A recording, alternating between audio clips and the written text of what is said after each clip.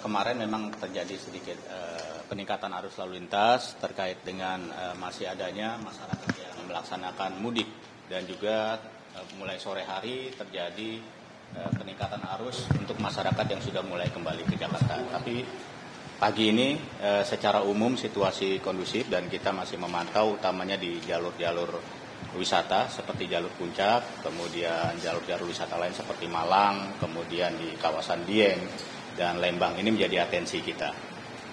Apa Pak yang menjadi penyebab dari kepadatan kemarin, Pak? Kepadatan kemarin karena memang masih ada masyarakat kita berdasarkan hitungan yang ada masih belum kembali ke kampung halamannya, dan kemarin sudah hampir 1,9 juta kendaraan yang sudah keluar, dan ini sudah hampir memenuhi jumlah prediksi yang kita prediksi akan keluar dari Jakarta. Dan kebetulan kemarin juga sudah ada bangkitan arus lalu lintas dari arah sebaliknya, sehingga kita tidak bisa maksimal untuk memanfaatkan pelaksanaan kegiatan kontraflow atau manajemen rekayasa yang kita lakukan. Sementara bangkitan ini juga disertai dengan kita kemarin juga sudah tidak melaksanakan kegiatan one way nasional yang sudah kita tutup, dan ini kita harus melakukan kegiatan rekayasa-rekayasa di jalur-jalur yang terbatas. Besok tanggal 3 April kan rencananya kan mulai diberlakukan one way lokal. Apakah masih sesuai dengan prediksi atau akan berubah? Sebetulnya kita mengharapkan dengan rekayasa yang kita lakukan ini masyarakat memiliki pilihan. Ya, kemarin pemerintah memberikan beberapa insentif, tapi kelihatannya masyarakat masih lebih tertarik apabila pemerintah itu melaksanakan rekayasa dan mengharapkan mereka bisa melintasi ruas-ruas yang dilakukan rekayasa itu dengan lebih cepat untuk melakukan kegiatan mudik mereka. Sesuai dengan hasil rapat kita dengan seluruh stakeholder dan seluruh satuan wilayah, bahwa mulai besok diprediksi terjadi bangkitan arus yang akan kembali ke daerah masing-masing, terutama Jakarta. Dan ini menjadi atensi khusus karena kalau arus mudik di mana dari Jakarta itu menyebar ke seluruh daerah, tapi kalau arus balik ini semuanya menuju Jakarta, baik dari arah timur, dari arah selatan maupun dari arah barat. Tapi untuk kegiatan wisata juga masih berlangsung. Dan ini kita prediksi dan kita lakukan langkah-langkah di mana mulai besok kita akan melakukan kegiatan rekayasa di jalur Jakarta Cikampek, itu yang biasanya kita mengarah ke timur atau ke arah Jawa Tengah dan ke arah Bandung, ini kita balik menuju arah Jakarta.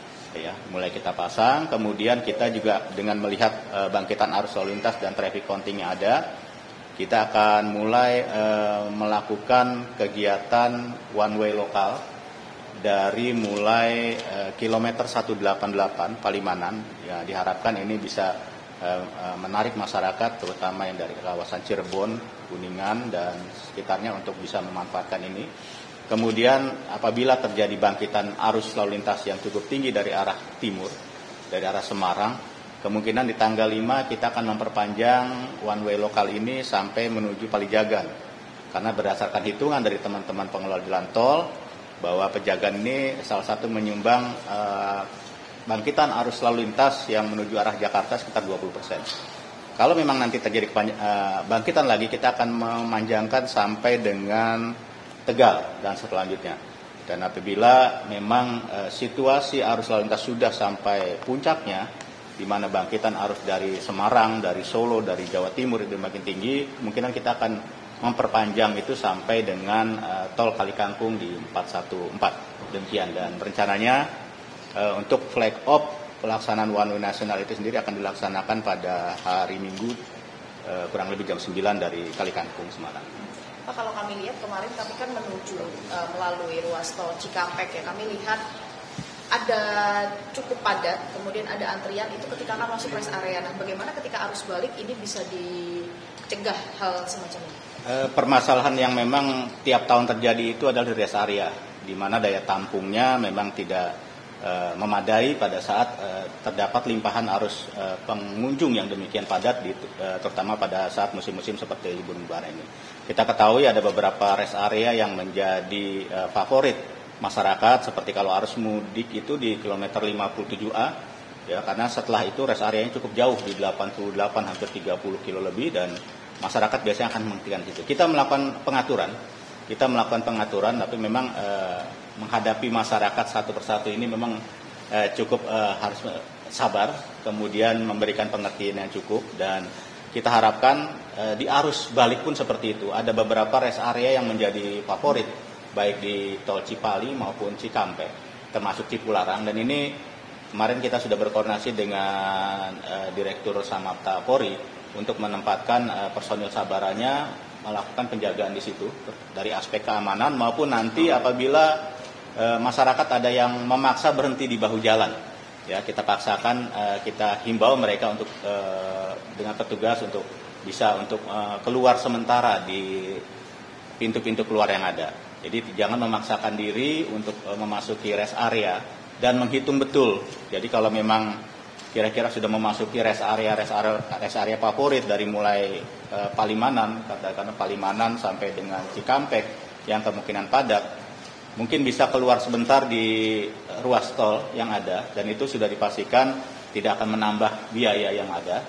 Kemudian juga kalau memang diharapkan dari petugas untuk tidak memasuki rest area itu bukan berarti dilarang, karena memang kapasitasnya sudah tidak memadai, tidak bisa kendaraan bergerak di dalam rest area tersebut. Dan ini yang menjadi salah satu concern kita, memang rest area menjadi salah satu titik krusial dalam pelaksanaan pengamanan mudik balik maupun mudik Lebaran tahun ini. Pak Aris, mungkin sedikit boleh tanggapan di sosial media, kemudian netizen juga sedang ramai yang menyebut bahwa pemudik di tahun 2025 ini menurun. Kalau dari Korlantas Polri datanya seperti apa dan bagaimana tanggapannya? Kalau kita lihat prediksinya kan yang dilakukan oleh baik itu pengelola tol maupun pengelola dari Kementerian Perhubungan yang kemarin memang di angka 190 jutaan, kemudian tahun ini di 140. Tapi pada kenyataannya di H-2, H-1 sampai dengan hari H itu prediksi lonjakannya itu di atas prediksi yang kita lakukan. Ya, jadi memang ada beberapa anomali yang terjadi, ya, seperti kemarin itu yang harusnya memang kita fokus di jalur-jalur wisata, ternyata masih ada sebagian masyarakat yang melakukan mudik dan dibarengi dengan masyarakat yang sudah persiapan balik, karena swasta itu besok sudah ada yang melaksanakan pekerjaan. Ini yang dinamis sekali untuk situasi arus lalu lintas di arus mudik balik tahun ini. Tapi alhamdulillah memang kita bisa mengklasterisasi permasalahan-permasalahan. Memang yang paling menjadi atensi adalah permasalahan di ruas tol, terutama dari Jakarta ke Semarang. Kita lihat untuk pengelolaan di pelabuhan penyeberangan yang menjadi atensi juga, itu menjadi alhamdulillah tahun ini cukup baik, ya, tidak terjadi kepadatan yang seperti tahun lalu. Kemudian di lokasi-lokasi wisata yang tahun lalu terjadi kecelakaan juga alhamdulillah bisa kita kurangi, ya. Jadi cuma memang yang masih menjadi perhatian kita adalah masyarakat yang melakukan perjalanan selama musim liburnya di kampung halamannya, di aglomerasinya. Ini yang kalau berdasarkan hitungan kami, berdasarkan data yang kami terima, itu menyumbang angka kecelakaan yang cukup tinggi dibandingkan pemudik masyarakat yang melaksanakan perjalanan pada saat mudik maupun baliknya. Ini yang kita antisipasi, mereka menggunakan roda 2 di jalur kolektor, jalur lokal maupun jalur arteri, ini yang banyak terlibat kecelakaan. Ini yang perlu kita atensi.